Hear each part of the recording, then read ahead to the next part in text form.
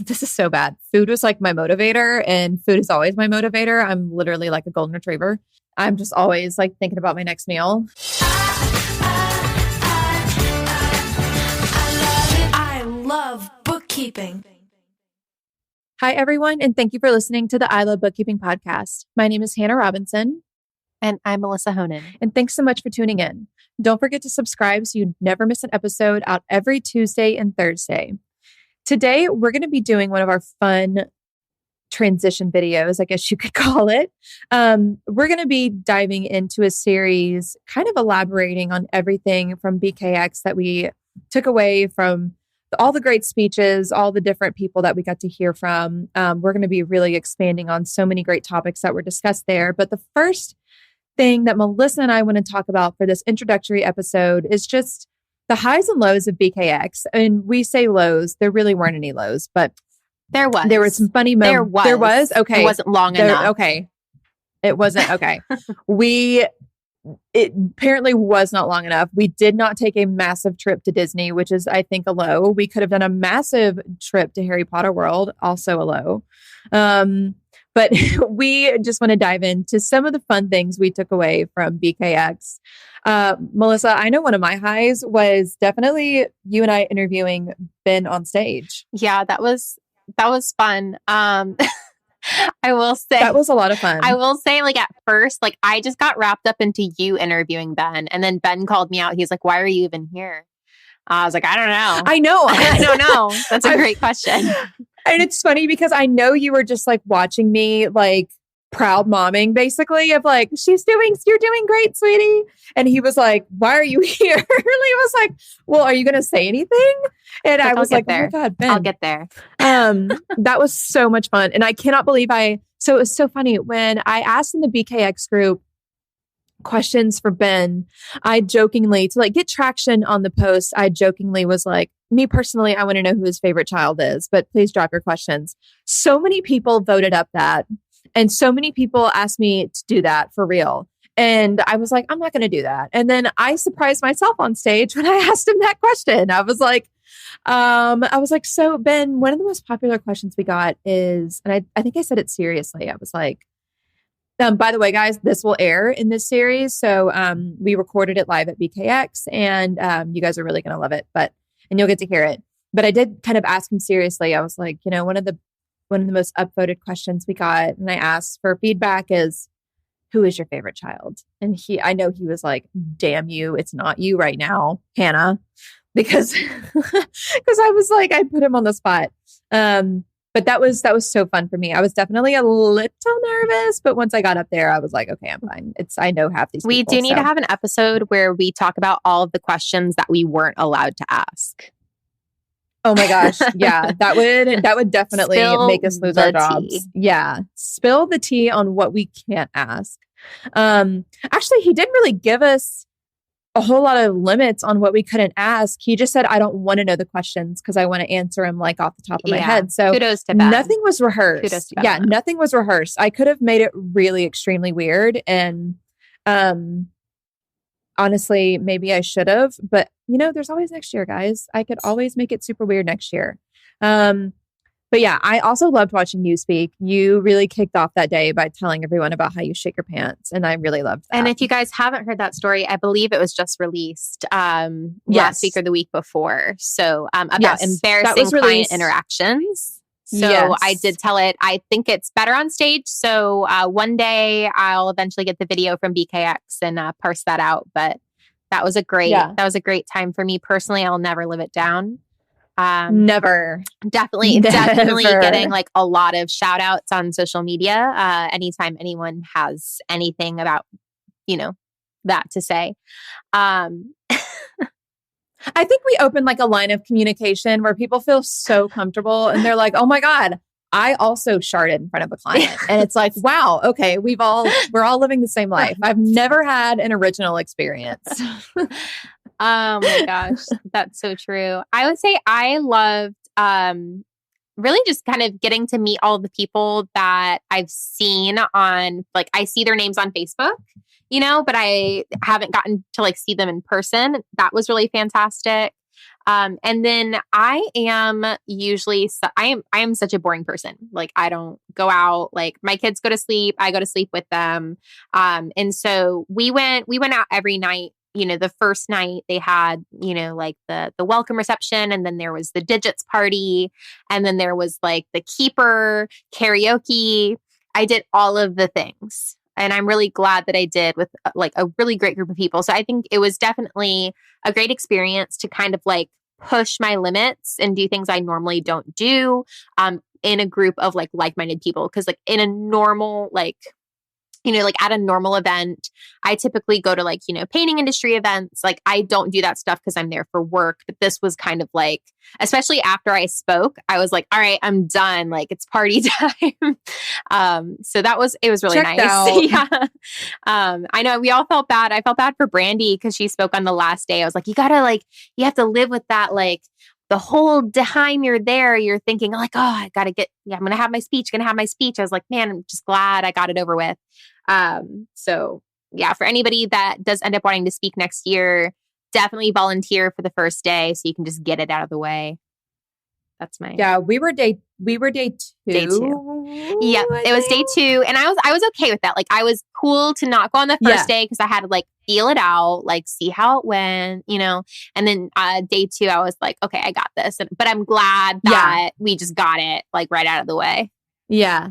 Well, and like before lunch too, because I think like, this is so bad. Food was like my motivator, and food is always my motivator. Yeah. I'm literally like a golden retriever. I'm just always like thinking about my next meal. So that was like good. I feel like to have that on the second day. So it wasn't looming over my head on the third day, especially because I think by day 3, I was so delusionally tired and I had just I would have bled coffee, I think. Today's show is brought to you by Keeper, the one app to run your bookkeeping business. Keeper helps you get faster client responses with your own custom branded QuickBooks integrated client portal. Finally, you can say goodbye to those pesky spreadsheets full of uncategorized transactions. Keeper also helps you catch those embarrassing coding errors before your clients do. And with Keeper, you can generate beautiful custom reports that your clients will absolutely love to read. To find out more, go to keeper.app. That's keeper.app. Mention I Love Bookkeeping to get 20% off your first 3 months. Again, go to keeper.app to find out more. Thank you for listening.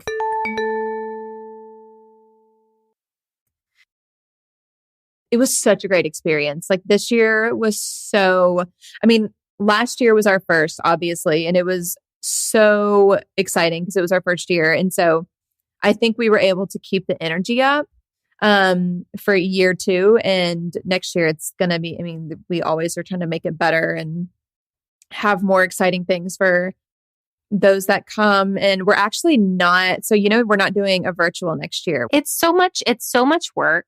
And I feel like people don't understand that. And I know that a lot of people love virtual, but it is literally like putting on a completely second event. It is. It's really hard. It's not. It's not sustainable. And I'm not even like on the bookkeepers.com team. And when they announced that, I was like, wow, I'm surprised they even did it this year. Cause like I've seen like painting industry events do it and they're all moving away from it too, because it just gets to be so much. You have to basically have a whole team monitoring that second event. And you'll never get the same experience, and you'll always get negative, feedback either way on like how it wasn't exactly like it was going to be and there's no way to do it in person, like the same. So no. I get it. Well, and what people don't understand is like, if you give people the option to switch from in-person to virtual, like we pay for your seat, we pay for your stuff, we pay for your food. And then when people decide not to come, it's like, oh crap. Like that was so kind of you guys. Like when I saw you guys were still doing that at the 18th hour, I was like, ooh, because I know how this stuff works on the back end. And I was like, it's not looking good.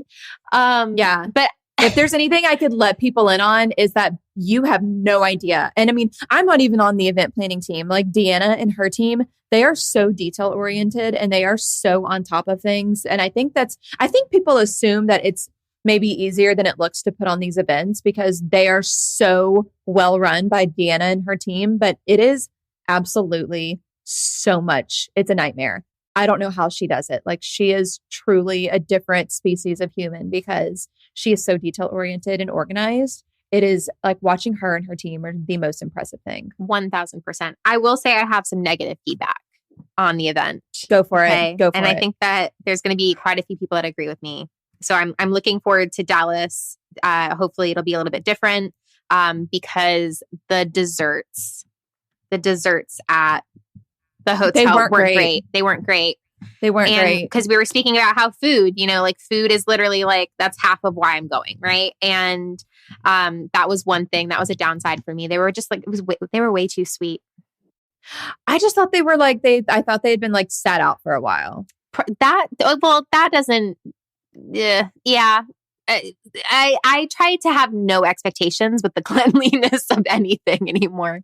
But I will say I didn't like the taste of any of them. And I tried every single one. Literally every single one. I did too. I was that person, no shame, 3 desserts, 1 plate. I had just gotten off of like a healthy eating episode and was like, all right, this is like my chance for dessert. Let's do it. And then I was like disappointed at it. So I ended up having like 1 bite of each and was like, I'm not. I think that's what I did too. I just had like a little sampling. I was like a regular at that Starbucks by the entrance because I was so tired and I just felt like I needed to be like walking around. And also, oh my God, I can tell you my low of the event. My feet were bleeding. It was disgusting. But you remember on the last day, my feet were literally it was disgusting how bad my feet were bleeding. And I didn't even notice. I took my shoes off at the end of the day and I was like, oh my goodness, that's so gross. This is why I'm team flats now. Like I love wearing heels. It gives me so much confidence. And you were going to let me borrow heels. And I thank you so much for that. And then I realized I was like, I haven't worn heels in literally years. I will eat the stage. I will die and fall off the stage. That'll be all everyone's talking about. But I'm really glad I did wear flats and I was just like comfortable the whole time. But like my outfit would have been like 10 times like awesomer if I wore, I think, heels with it. But then I'd be bleeding all over the place. Yeah, I was bleeding all over the place. The pictures of you and I'm in heels and I'm literally like 6'2". We need to share those on social media. I have those. I'll give you access to my photographer's album because it's got a bunch of you and Ben. And I don't think I got any of Kelly though.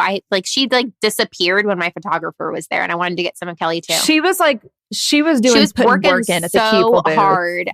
Kelly worked hard. No downtime. Literally every time I saw her, she was just slammed. Kelly and Heidi were just knocking it out at the Keepful booth. Shout out to them. People were like, hey, do you know? I was like, don't talk to me about this. I have no idea. I mean, I did, but I was like, we'll have to share because there's a photo of me next to you and a photo of me next to Ben. And I literally just look like just a small child compared to both of you. Oh my goodness. That's so funny. Yeah. I had to ask. I was like, can you take photos of us sitting down, please? So this doesn't look so weird. Yeah. So I don't look like such a massive giant. No. I was going to say like a supermodel, but okay. No, I felt like the Jolly Green Giant. Like but it is nice because I could see everything because I'm already tall. So like having heels just made me like 6 feet tall. And it was nice because I felt like I could see it was like looking across. It felt like I was like looking over a cliff. It was nice. If you guys want to share your experiences from BKX, comments, questions, concerns, tips, please give us a shout out or not a shout out. What am I saying? Please shoot us a message is what I was trying to say at hello@ilovebookkeeping.com. Again, that is hello, HELLO @ilovebookkeeping.com. We love hearing from you guys. So please shoot us a message. We are going to be diving into BKX and expanding on a lot of great topics that were talked about there in the series. So please subscribe so you don't miss an episode out every Tuesday and Thursday. My name's Hannah Robinson. And I'm Melissa Honan. And thank you for listening to the I Love Bookkeeping podcast. I love bookkeeping. Here's a little shout to all my friends working hard at keeping the books. You want to change your life, you want to grow that biz. It's not as hard as it looks. Be a money guide, a profit coach, step up